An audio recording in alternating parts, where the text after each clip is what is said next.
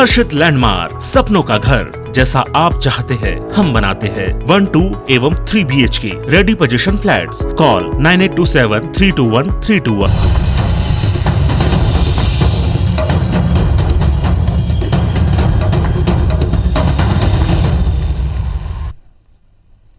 नमस्कार, आप देख रहे हैं IBC 24। मैं हूं आप सभी के साथ रचना नितेश। सबसे पहले आप सभी को नरक चतुर्दशी की बहुत बहुत शुभकामनाएं और बुलेटिन की शुरुआत बड़ी खबर के साथ करेंगे। बता दें कि केंद्र सरकार ने एक बड़ा फैसला लिया है। पेट्रोल और डीजल पर एक्साइज ड्यूटी घटाई गई है। एक्साइज ड्यूटी घटने से पेट्रोल और डीजल के दाम घटे हैं। कल से पेट्रोल 5 रुपए सस्ता और डीजल 10 रुपए तक सस्ता मिलेगा। वहीं कल सुबह से नई दरों को लागू किया जाएगा। बता दें कि केंद्र ने राज्यों से भी वैट कम करने के लिए कहा है। तो बड़ी खबर, एक बड़ी राहत। दिवाली से ठीक पहले पेट्रोल और डीजल की कीमतों को घटाया गया है।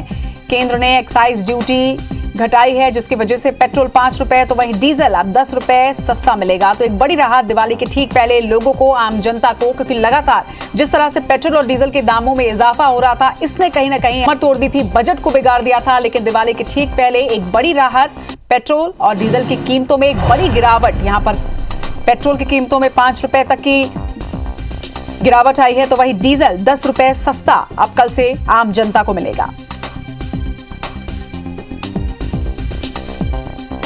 और इस खबर पर ज्यादा जानकारी के साथ हमारे सहयोगी स्टार जैन इस वक्त हमारे साथ जुड़ रहे हैं। स्टार, दिवाली के ठीक पहले एक बड़ी राहत, मैं कहूंगी इसे, आम जनता के लिए पेट्रोल और डीजल दोनों के ही दामों में गिरावट की गई है।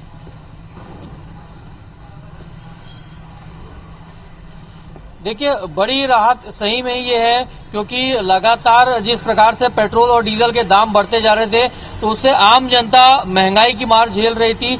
सबसे पहले आपको पेट्रोल की ताजे रेट, आज का जो रेट है वो बता रहा हूँ। रायपुर का 107 रुपया 69 पैसे है ये रेट। तो लगातार 10 पैसा, 20 पैसा, 30 पैसा करते करते ये 100 रुपए से ऊपर पहुंच गया था। डीजल का रेट आपको बता दूं मैं, पहले बात करने के पहले डीजल का रेट देखेंगे तो डीजल का रेट भी 106 रुपए 32 पैसा है रायपुर में। तो अब आप अंदाजा लगाइए कि इसमें जब 5 रुपए पेट्रोल में और 10 रुपए डीजल में कम होंगे तो कितनी राहत मिलेगी। कुछ लोग यहाँ पर है जो पेट्रोल डला रहे हैं, उनसे बात करते हैं। जी भाई साहब, एक मिनट, बड़ा डिसीजन सरकार ने लिया है, एक्साइज ड्यूटी कम की पेट्रोल और डीजल पे से। थोड़ा सा आगे आ जाएंगे, कितना राहत मिलेगी आपको लगता है इससे? सर, पेट्रोल तो बहुत महंगे होते जा रहे हैं। जो मिडिल क्लास फैमिली है उनके लिए बहुत। दिवाली के पहले सरकार ने एक्साइज कम कर दी, 5 रुपए पेट्रोल पे और 10 रुपए डीजल पे। कितनी कम होगा, कितना राहत मिलेगी? सर, 5 रुपए 10 रुपए में तो जो होगा ही नहीं कुछ। जो पहले रेट थी वो रेट होनी चाहिए, जो 7 रुपए, 60 रुपए, 70 रुपए, 80 रुपए। देखिए, ये है कि लोगों का ये, जो इनसे बात की थी, इनका कहना है कि 5 रुपए 10 रुपए भी कम कर रहे हैं, तो जिस प्रकार से रेट बढ़े हैं उससे कोई फर्क नहीं पड़ने वाला, क्योंकि महंगाई काफी ज्यादा हो चुकी है, दाम बहुत ज्यादा बढ़ चुके हैं और सरकार को ऐसे कदम उठाने चाहिए कि इसमें दाम में कुछ और कमी हो। 5 रुपए और 10 रुपए पेट्रोल और डीजल के दाम सरकार कम कर रही है, एक्साइज ड्यूटी कम कर दी है। कितनी राहत मिलेगी आपको लगता है इससे, जो लगातार दाम बढ़ रहे थे उसमें? देखिए भैया, मेरे हिसाब से तो ये है कि अभी अगर पेट्रोल के दाम बढ़ रहे हैं तो क्या अगर पब्लिक शांत है तो उसका सरकार को गलत फायदा नहीं उठानी चाहिए कि और भी रेट बढ़ाते नहीं, अभी कम किया सरकार ने, 5 रुपए एक्साइज कम कर दिया, 10 रुपए डीजल पे कम किए। अगर लोग आज के डेट में 100-150 रुपए, तो बढ़ती महंगाई को जैसे मायने ही नहीं रखता, लेकिन अभी जिस हिसाब से पेट्रोल का रेट है तो कहीं कहीं सही भी है। ये हिसाब से देखा जाए कि देश हित में कुछ कार्य भी हो रहा है, अगर अच्छे कार्य, तो अगर पेट्रोल के दाम से ही अगर कुछ कार्य हो सकता है तो अच्छा चीज है। देखिए, इनके हिसाब से ये पर्याप्त है। कुछ और लोग मौजूद है, आगे आएंगे भैया, एक मिनट। सरकार ने 5 रुपए और 10 रुपए डीजल पे 10 रुपए और पेट्रोल पे 5 रुपए एक्साइज कम कर दिया है। इससे कहीं ना कहीं इसके दाम कम होंगे जो लगातार बढ़ रहे थे। अभी इससे कुछ नहीं होला, 5 रुपए 10 रुपए से कुछ नहीं होने वाला है। कम से कम 20-25 रुपए कम होना चाहिए था। जी, देखिए, लोगों का यही कहना है कि दिवाली के पहले थोड़ी सी राहत है, लेकिन ये राहत से बहुत ज्यादा फर्क नहीं पड़ेगा, क्योंकि जिस प्रकार से दाम बढ़े हैं तो लोगों का मानना है कि कम से कम 20 से 25 रुपए दाम कम होए, तब लोगों को थोड़ा सा ऐसा लगेगा कि नहीं, जो वाकई में सरकार ने कदम उठाया है इससे लोगों को फायदा होगा, किसानों को फायदा होगा। जी, निश्चित तौर पर 5 रुपए 10 रुपए से लोग उतने खुश नजर नहीं आ रहे, लेकिन इसी तरह से केंद्र सरकार ने राज्यों से भी ये कहा है कि वो भी अपना वैट कम करें। देखना होगा कि अब किस तरह से राज्य सरकार फैसला लेती है और क्या इस फैसले से जनता खुश होती है। तमाम जानकारी के लिए आपका बहुत बहुत शुक्रिया स्टार। चलिए खबरों में बढ़ेंगे आगे। बड़ी खबर आपको बता दें, राहुल द्रविड़ होंगे टीम इंडिया के नए हेड कोच। तो एक बड़ी खबर सामने आ रही है, बीसीसीआई ने राहुल द्रविड़ को नई जिम्मेदारी सौंपी है, बड़ा भरोसा जताया है।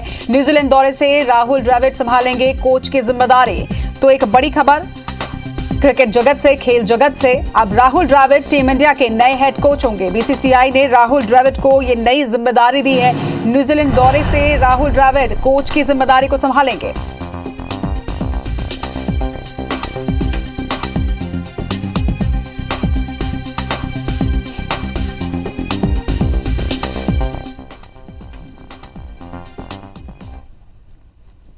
चलिए एक बार फिर से छत्तीसगढ़ की खबरों का रुख करेंगे। आपको बता दें कि गणपति गैस एजेंसी में आग लगने की खबर सामने आ रही है। कमर्शियल गैस एजेंसी में यह आग लगी है बताया जा रहा है। एजेंसी में ऑक्सीजन सिलेंडर रखे हुए हैं। फायर ब्रिगेड और पुलिस इस वक्त मौके पर पहुंची हुई है। तस्वीरें भी आपको दिखा रहे हैं मौदापारा थाना इलाके का ये पूरा मामला बताया जा रहा है। आप तस्वीरों के माध्यम से देखिए कि किस कदर वहां पर आग लगी हुई है। एक बड़ी खबर, कमर्शियल गैस एजेंसी में आग लगने की खबर है। एजेंसी में ऑक्सीजन सिलेंडर रखे हुए हैं, वहीं फायर ब्रिगेड और पुलिस मौके पर पहुंची हुई है। जरा जानकारी के साथ हमारे सहयोगी तहसीन हमारे साथ जुड़ रहे हैं। तहसीन, इस वक्त क्या स्थिति है, क्या आग पर काबू पाया जा चुका है, किस तरह की स्थिति निर्मित हो रही है? अभी यहाँ पे काफी अभी फिलहाल अफरा तफरी का माहौल है, क्योंकि बताया जा रहा है कि यहाँ पे ये गणपति ट्रेडर्स है, ये आनंद ताकीर मौदापारा इलाके के में पास में है, और ये यहाँ पे ऑक्सीजन सिलेंडर जो है वो रिफिलिंग और बेचने सेल का काम है यहाँ पे।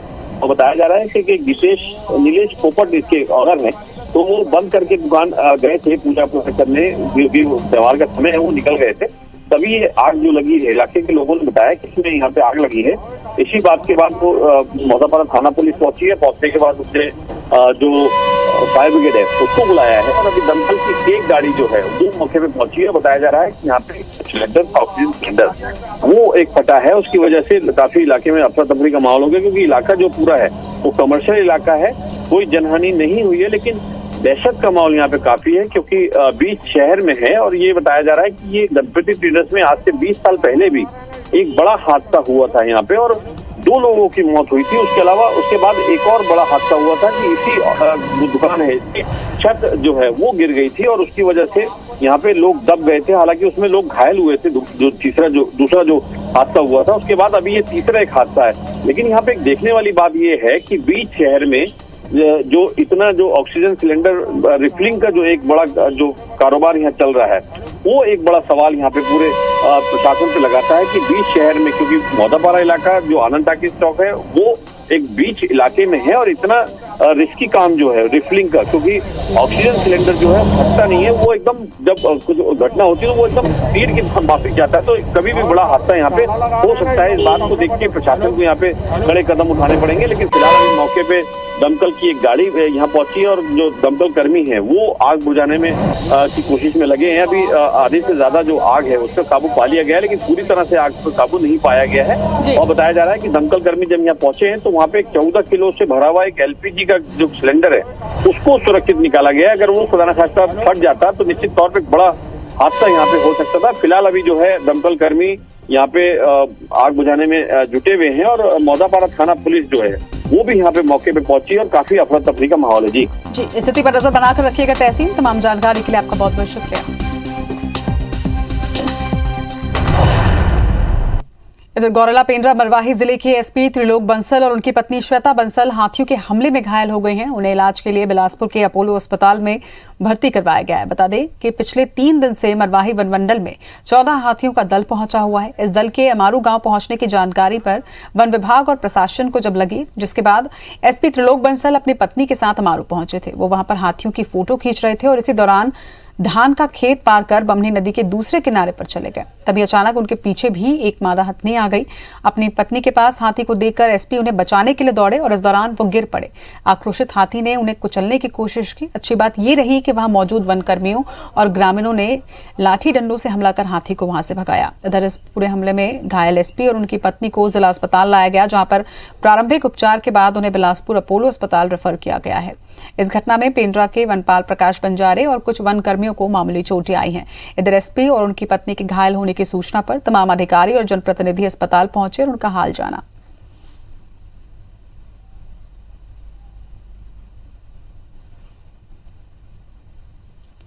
तो हमारे चौकीदार फॉरेस्ट गार्ड को पकड़ के लाया, वो चल के आए हैं, ज़्यादा चोट नहीं लगी, गिरने से मैडम नीचे गिरी थी और वो थोड़ा उनके ऊपर ही गिरे थे।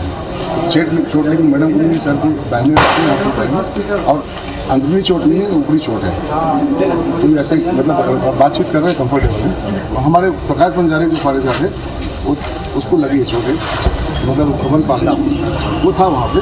तो स्थिति ठीक है, इनके सिर में चोटें आई हुई हैं, बाकी जगह से कोई इंजरी अभी नहीं लग रही है। तो प्राथमिक उपचार के बाद इनको अपोलो के लिए पत्नी सुनीता बंसल की भी घायल है, उनकी क्या स्थिति है? जी वो ठीक है, उनको कहीं पे चोट नहीं लगा, हल्की सी खरोंचे आएंगे। तो पेंड्रा में आज हाथियों के हमले में एसपी त्रिलोक बंसल और उनकी पत्नी घायल हुए हैं, जिन्हें बिलासपुर रेफर किया गया है इलाज के लिए। उनके साथ ही कुछ वनकर्मियों के घायल होने की भी सूचना है। बताया जा रहा है कि क्षेत्र में 14 हाथियों का दल जो है वो घूम रहा है और इस बीच एसपी अपनी पत्नी के संग वहां पर पहुंचे हुए थे और अचानक से हाथी ने हमला किया। जरा जानकारी के साथ हमारे सहयोगी शरद अग्रवाल हमारे साथ जुड़ रहे हैं। शरद, जिस तरह से आज ही पूरी घटना हुई, हाथियों के हमले से एसपी बंसल और उनकी पत्नी घायल हुई हैं, पहले तो उनकी स्थिति की जानकारी भी आपसे लेना चाहेंगे। इसके साथ ही आपसे ये भी जानकारी चाहेंगे कि क्षेत्र में जो 14 हाथियों का दल है इस वक्त उनकी क्या स्थिति है, आसपास वो कहाँ हैं और साथ ही ग्रामीणों के लिए किस तरह से सुरक्षा के उपाय किए जा रहे हैं। जी बिल्कुल, 14 हाथियों का दल फिलहाल तो अमारू और खरडी के जंगलों में ही है होना बताया जा रहा है। वन विभाग की टीम जो है, हाथी मित्र दल जो है, उनके मूवमेंट पर लगातार नजर रखे हुए है। ग्रामीण भी अपने स्तर पर इसलिए नजर रखे हुए हैं क्योंकि धान की खड़ी फसल है और ग्रामीण भी जगह कर रहे हैं। पिछले 3 दिनों से 14 हाथियों का दल यहाँ पर मौजूद है। वहीं दूसरी ओर बात करूं मैं एसपी और उनकी पत्नी के स्वास्थ्य की, उनको यहाँ से बिलासपुर से अपोलो अस्पताल के लिए रेफर कर दिया गया है। यहाँ से आपसे कुछ देर बाद वो वहाँ पहुंचेंगे और वहाँ उनका आवश्यक उपचार किया जाएगा। इसकी टीम पूरी तैनात की गई है, अलर्ट मोड में है और लगातार मूवमेंट पर नजर रखी जा रही है। वहीं एसपी के इस हादसे के बाद हाथियों को लेकर ग्रामीणों में भी काफी चिंता देखी जा रही है। जी तमाम जानकारी के लिए आपका बहुत बहुत शुक्रिया शरद। प्रधानमंत्री नरेंद्र मोदी ने आज कोरोना वैक्सीनेशन को लेकर कई राज्यों के मुख्यमंत्रियों और कलेक्टरों से वर्चुअल चर्चा की। इस बैठक में छत्तीसगढ़ के मुख्यमंत्री भूपेश बघेल और स्वास्थ्य मंत्री टीएस सिंहदेव भी शामिल हुए। वहीं बैठक के बाद टीएस सिंहदेव ने बताया कि पीएम मोदी ने आज 12 राज्यों के 45 जिले जहां पर डोज का वैक्सीनेशन 50% से कम हुआ है, उन राज्यों के मुख्यमंत्री और कलेक्टरों से चर्चा की। साथ ही उन्होंने ये भी बताया कि छत्तीसगढ़ में कोरोना वैक्सीनेशन की पहली डोज और दूसरी डोज राष्ट्रीय औसत से ऊपर है, इसलिए आज प्रधानमंत्री ने छत्तीसगढ़ को चर्चा में शामिल नहीं किया। वहीं उन्होंने बताया कि कुछ समय पहले सीजी टीका पोर्टल में 12 लाख वैक्सीनेशन के डेटा अपलोड नहीं हुए थे, जो कि अब हो चुके हैं। छत्तीसगढ़ में वैक्सीनेशन के लिए केंद्र सरकार से 1 करोड़ वैक्सीन की मांग की जानकारी भी उन्होंने दी।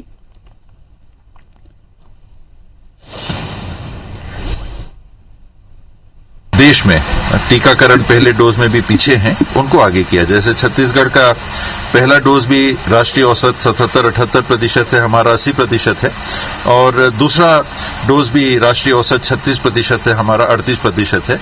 तो अपने आप में छोटे संतोष का विषय हो सकता है कि राष्ट्रीय औसत से हम आगे हैं, पर बहुत और टीकाकरण बाकी है। सावधानी हमको नहीं छोड़नी है। देश में गुड गवर्नेंस वाले टॉप 5 राज्यों में अब छत्तीसगढ़ भी शामिल हो गया है। साल 2021 में छत्तीसगढ़ को सर्वश्रेष्ठ शासित राज्यों की सूची में 4था स्थान मिला है। इस लिस्ट में केरल पहले पायदान पर है। वहीं पब्लिक अफेयर्स इंडेक्स 2021 के मुताबिक छत्तीसगढ़ ने 0.872 स्कोर किया है। ये अंक प्रदेश में विकास, इक्विटी और स्थिरता संकेतों के आधार पर दिए गए हैं।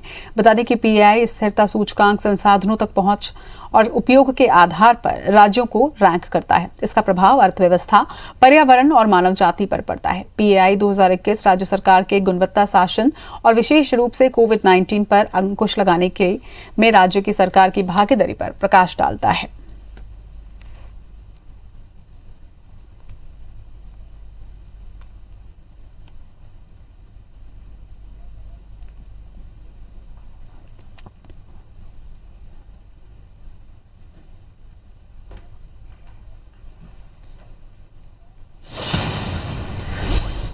इसी के साथ इस बुलेटिन में फिलहाल इतना ही। नमस्कार।